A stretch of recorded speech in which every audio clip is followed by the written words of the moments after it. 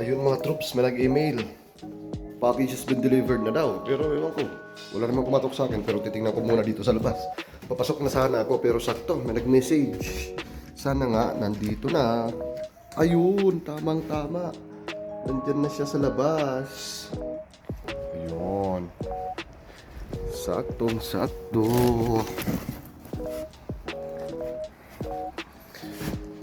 Tingin patingin. Ayun. Ayan. Ayos. Saktong-sakto. Pero mamayang gabi ko na i-unbox to o kaya bukas ng umaga. So excited na. Tapos ayun nga, pagka uwi ko, kahit antok, kahit pagod, hindi ko na napigilan. Gusto ko na talagang i-unbox to.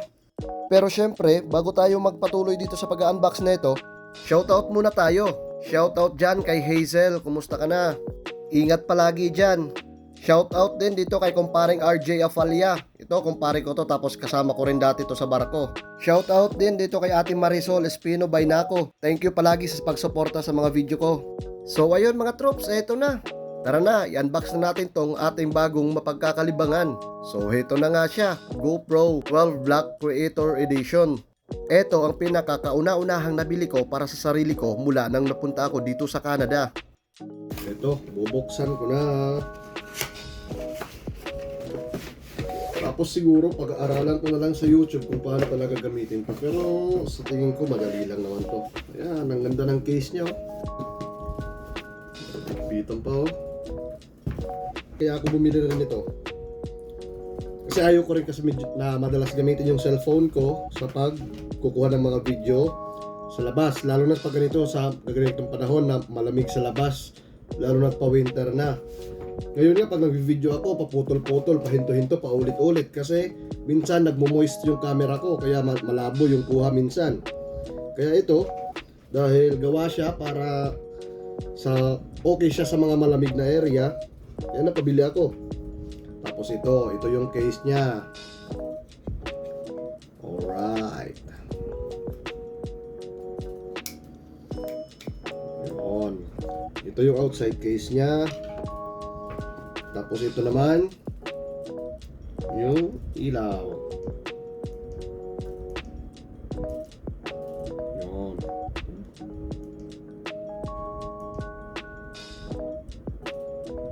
Alright. Good. Ano to ba to? Tapos battery. Ito ang battery. Tapos ito yung kanyang pinakahawakan. Yan, nadiretso na rin connect sa camera. Tapos ito may mga button na siya. Ito kasi pinili ko yung Creator Edition na talaga. Kasi mas madali siyang gamitin. Good talaga siya for content creators. Well, I'm not a content creator pero wala lang. Libang-libang ko lang. Tapos ito na, ilalabas ko na ang main camera. Yan, balot na balot. Kita nyo guys.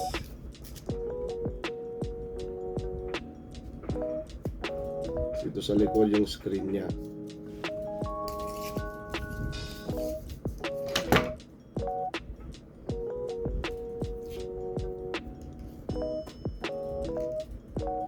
Sakto rin yung dating niya. Kasi this weekend, pinayagan kasi ako sa trabaho na mag-absent. Hindi naman absent, na mag-off ng 5 days. Kaya pupunta ako ng Calgary, doon ako mag-spend ng Christmas. Kaya okay na rin na meron na tayo nitong GoPro na to. So yun. Yun na guys. Lens, tapos front screen, tapos main screen sa likod. Tapos nanood na kasi ako sa YouTube, mga ilang beses na ako nanood kung paano salpak yung camera dito. Pag gagamitin pala to, kailangan tanggalin to. So paano ba tanggalin to? Yun, tanggal na. Tapos ikakabit natin yung battery. So yun.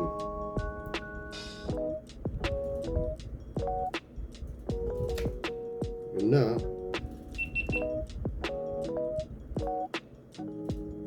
Yung guys, bumukas na kagad oh.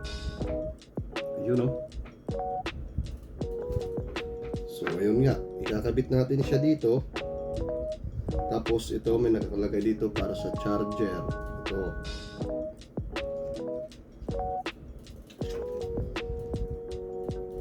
Boom. And boom. Okay na. Tapos meron siya dito para sa kanyang mic. Ayun oh. So ayan, okay na siya. Tapos dito sa loob ng box merong mga charger. Charger para dito. Tapos isang charger din para sa main GoPro. Tapos ito may mga mounts para saan natin ikakabit. So ayan, slide lang natin siya dito. Okay na. Kakabit na natin siya dito. Tapos para mag-charge dito siya. Yun, nakakonect. Yun o, umiilaw. Ibig sabihin, nagcha-charge. Tapos ito pala guys, pwede rin siyang nakaganoon. Yun o. Goods. Bali bukas, alis na lang ako. Bibili na lang ako ng SD card. Ayun nga mga troops, kinabukasan, umagang umaga, search ko muna kung anong oras yung bukas ng mall. Tapos ito, diretso na ako umalis. Pupunta lang doon sa Best Buy kasi SD card lang talaga yung sadya ko. Tapos ayun nga, nandito na ako sa Best Buy. Hahanapin ko na lang kung saan banda yung SD card. Tapos ayun, buti nakita ko kagad.